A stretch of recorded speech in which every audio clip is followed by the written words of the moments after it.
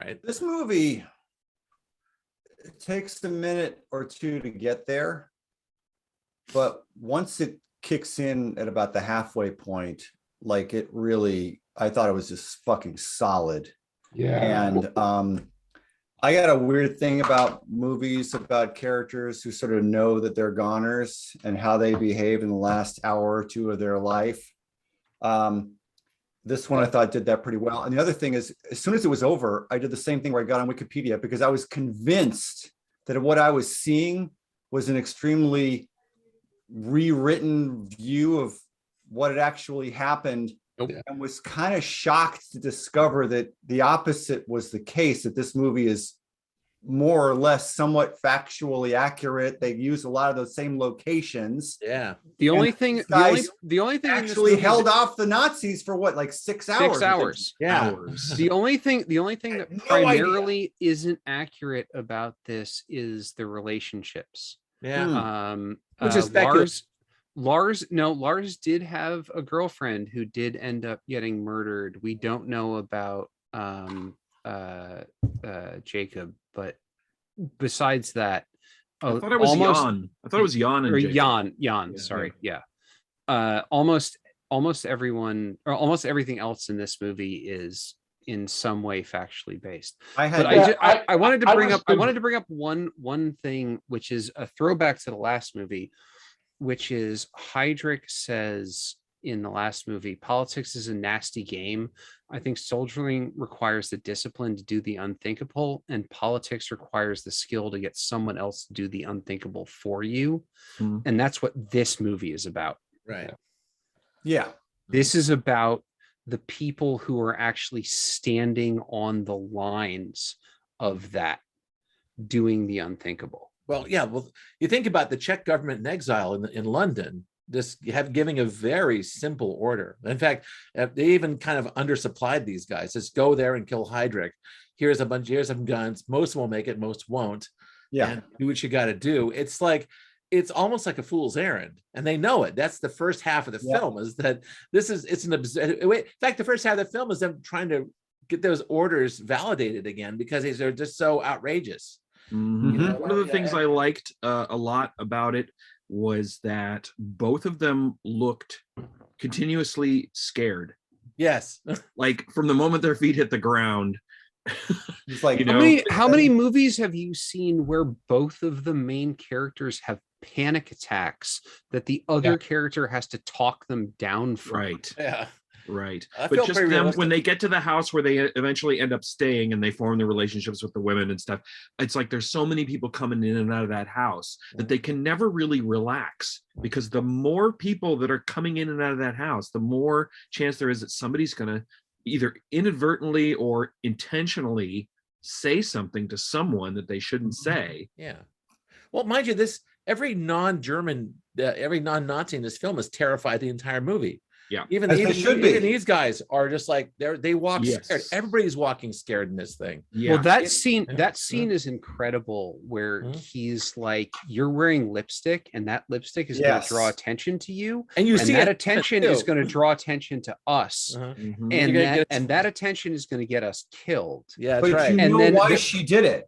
It's just you totally get why she did it. Right, exactly. Right, because you're going to go out on a night on the town to a club, like you're gonna. She's trying to forget forget the fact they're in occupied Czechoslovakia, right? And then he sees that reaction in her and says, "Slap me." Right. Yeah, that was brilliant. Good scene. And the reactions of the crowd was like, it was great. Which is what would happen in a real bar on New Year's Eve. You're half cocked, like there's something intense going on over here. You're going to turn around and look and pop. And it's like, oh, okay, that's dealt with. Also, anyway. I got that scene behind John. I just want to point out this film just looked amazing. That's what you get for shooting on location in Prague. Oh, yeah. Well, also Prague is fairly unchanged. Who's here has been to Prague? I haven't, but I know. I wish I really want to go. Have you never been? No, I've never been to Prague. I got Jim. I thought Jim had been. No, Budapest. Okay, so we're gonna do Yelling About Movies next year, just in Prague. We're gonna all go there and do a week of movies. I am 100% in. I've wanted to go to Prague for so long. So we're going to sit in a bar. Somebody's getting whacked on the local. I will fight you all in Bratislava. Oh, I will fight. I will argue with. I'm going to the CZ factory. So if anyone wants to go to Uhersky Bond with me, I want to go to the Skoda factory. They don't have that anymore. I just want to walk around the Karloff Most in the fog and think about Kafka. This movie is uncompromising. Yeah, that is the thing that I love about it. Like that, there are no heroes in this movie. There are villains and victims. That's it. And it's there's that one, you have that one solitary moment of triumph that happens almost entirely silently. Like you don't even really get the existential joy of the language of violence happening. It's like the gun jams and he can't get it to unjam, and all of the audio drops out, right? And then the other guy throws the bomb and misses, and it's only by very amazing luck that it blows part of the car through him enough to kill him with upholstery.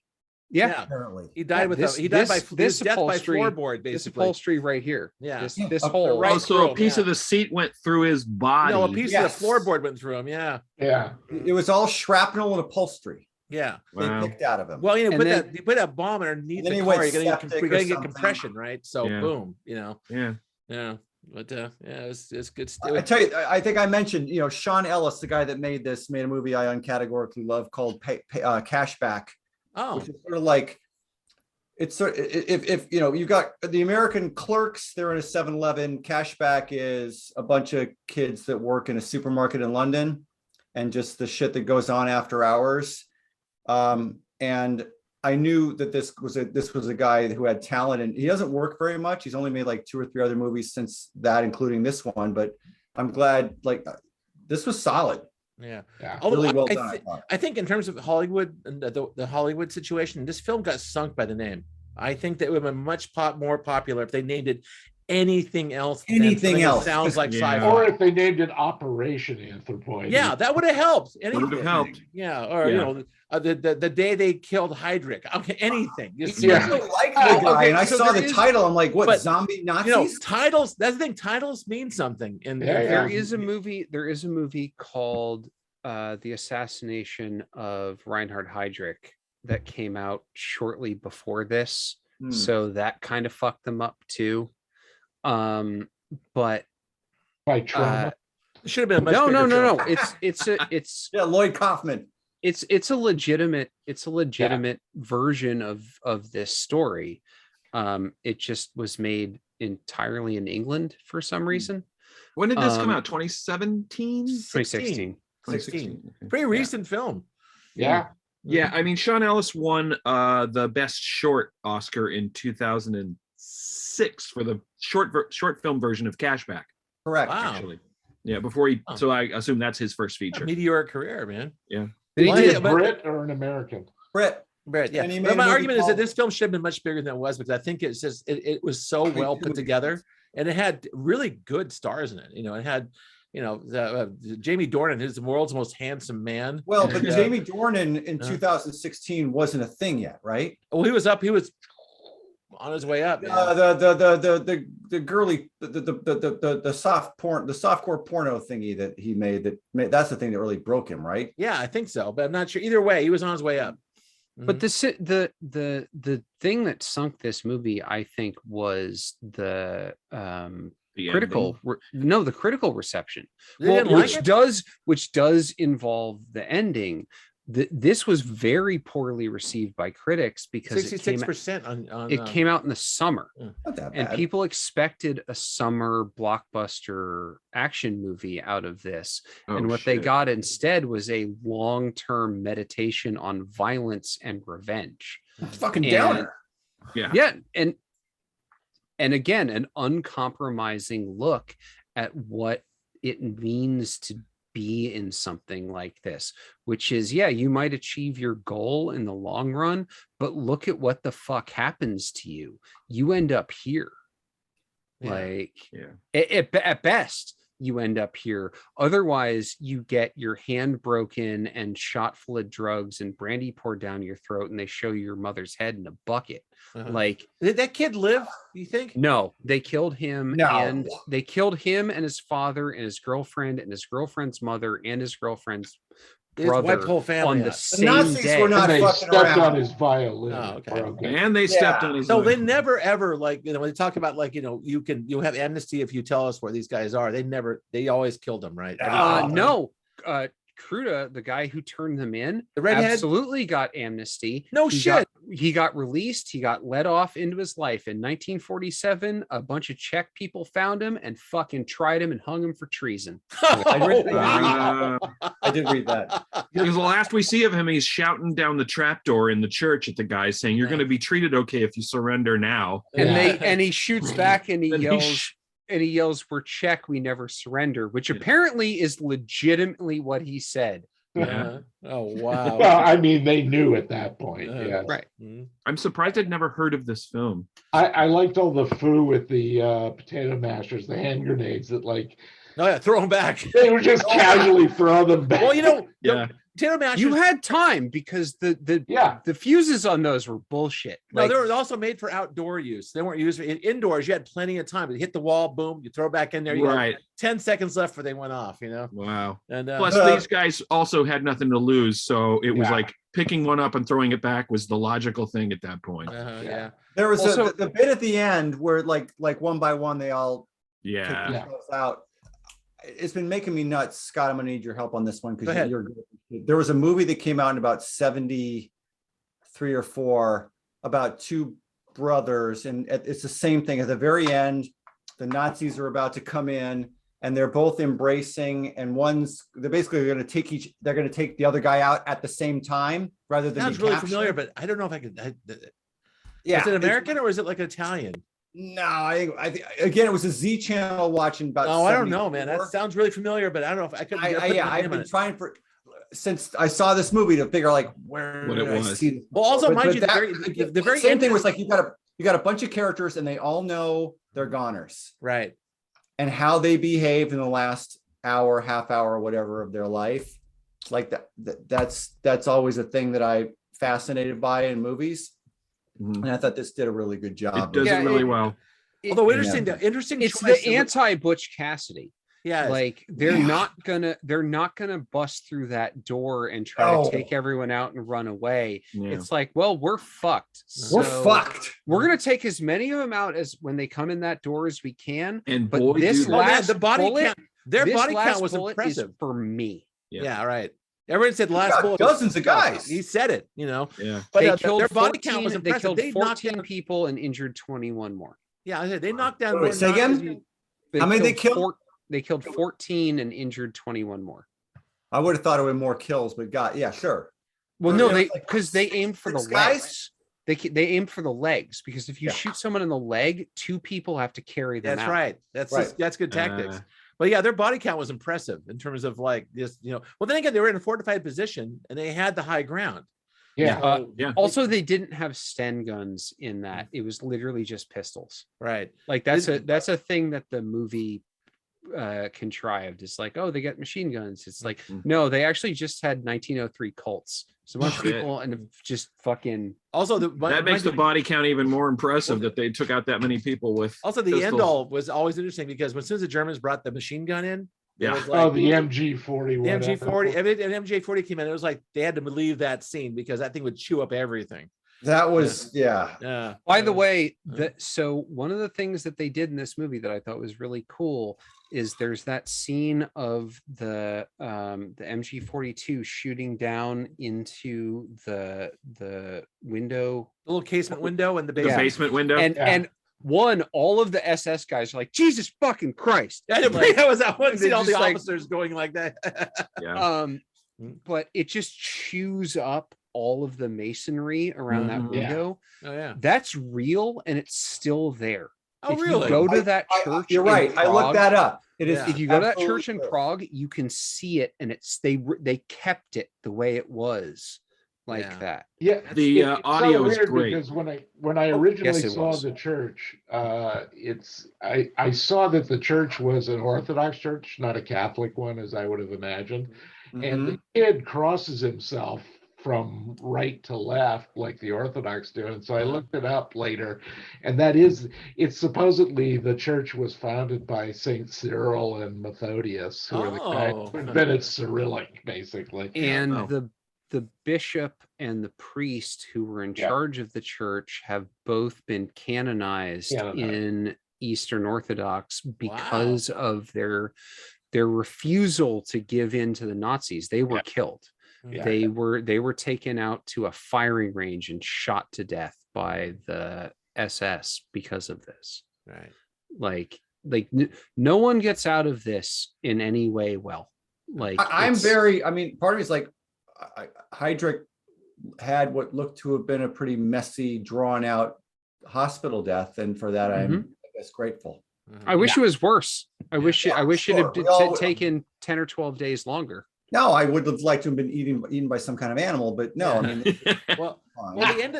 They're just pointing the end of the very end, the very last stand the guys make in the flooding basement of the church. Yeah. We go to non-diegetic music. Isn't that interesting? It goes silent. I don't even remember what that was. Oh, I did. It's just like all of a sudden all the realistic sound effects go away and it's just music and that tone going, and that's it. You don't hear what's going on anymore. Yeah. And it's kind of like you're floating above the earth at this point. You know, it's like you're seeing this happen. Well, but she comes in through the water and puts her hand like we have left reality. It was before that. Reality at that. It was before that scene, but that's also part of it too. It's a great choice for the director. It's like you break the audio to kind of get you the you said, yeah, this is going to be the end of everybody. Then you have that supernatural moment. You're a little further away, and at the very end, the blackout is just devastating. Well done. Just some beautiful filmmaking there. I also forgot to mention about the first one. I like the use of Schubert and Kenneth's. That's true. That was cool. Kenneth's thing about like switcheroo. God damn this Schubert sentimental shit. Or is it Tucci that says Tucci says that. Tucci. Yeah. Also, I hope this church is still around because that place, that church. It's the cemetery. It's amazing looking. Damn. I mean, I imagine you just go to Prague, you just point a camera any direction, you're gonna get something amazing. That's Glenn said, Glenn, he went to Prague a couple of years ago and said one of the things that's ruined about it now is that everywhere you go, they have these little Kodak moment signs everywhere. Oh God. Everywhere. It's like Disneyland, except 10 times worse. Oh, that's gross. It is gross. Wow. To tell you where to take your Jim's picture. corner. Jim's corner. They were both really good flicks. This one I knew nothing about going in, so it was interesting. I mean, I knew how Heydrich got killed and everything, but I thought it was well written, well acted, and it kind of reminded me of Jean le Carré's novels in that there's this sort of no nonsense, no bullshit attitude towards everything, right? Uncompromising. The guy gets laid. Okay, he got laid. I'm happy for him. I'm in the other room drinking tea. When he walks in on them when they're sleeping together, and he's like, "Fuck," and he turns around, he walks out, and then what's her name? Please continue. Laka is like, "Oh, this record's still." And she puts it up back on the record again. And then it's like, "Oh, do you want to dance? Like, why not? Why not?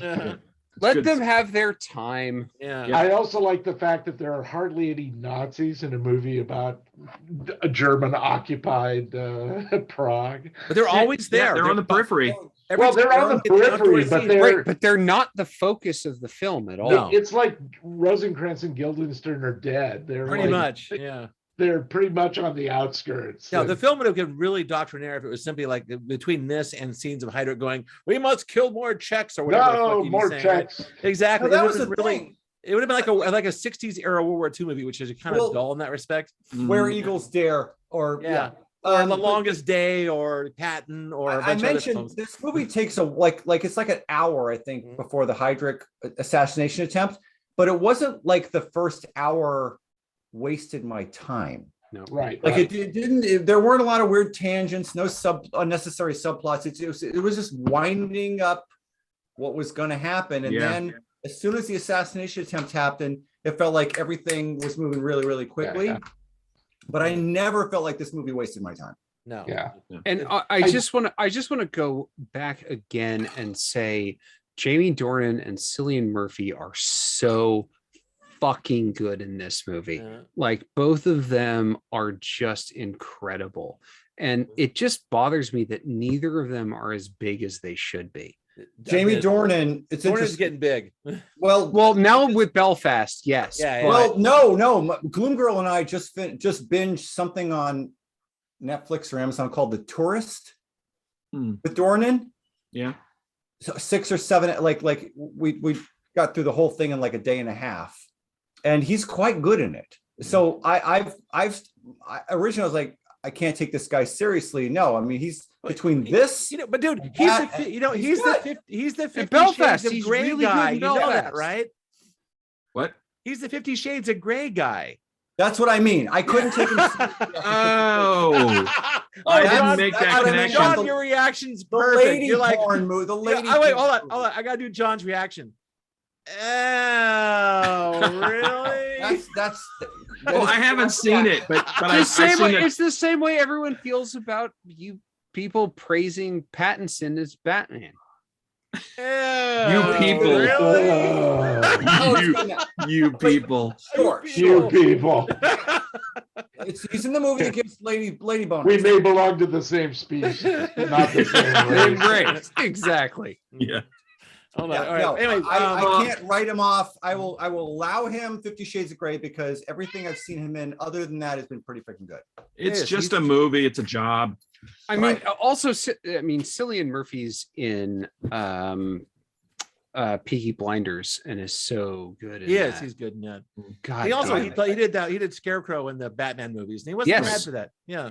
28 days Actually, later. but his best, 28 unfortunately, his best scene as Scarecrow is in The Dark Knight. Yeah, it is actually. It's more. It has something to do actually, which is interesting. Yeah. But anyway, golly, I'm not wearing hockey pads. Yeah, and hell of a movie. It really well acted down the line. Just looked incredible. I love. Oh, it's It was gorgeous. sumptuous, and did the period details were just chef's kiss, man. Just all the way down the line. Except for that one time you see a satellite dish on this. Yeah, that okay. Well, I'm sure it's there. But I'm missed sure that. it sucked. But Did not see. Anyway, I've got good thumbs up. Did up not there. see. I did not see that. Not see. No. Okay. Did Anyway, not see that this is coming. me, man. Yeah, it's a Hold good on. movie. It is so unremittingly bleak in where it goes. And I'll tell you, it was a buzzkill for us the night we watched it. I'm sure. Well, especially after last week. I was feeling pretty good sitting down, but by the time it was time to turn off the TV and go to bed, I was just hating life. Yeah. I swear to God, I mean, between these two movies and turning on the news and looking at Twitter and seeing Ukraine getting blown to smithereens, Yeah. I don't know if this was the best week for these films, frankly. No.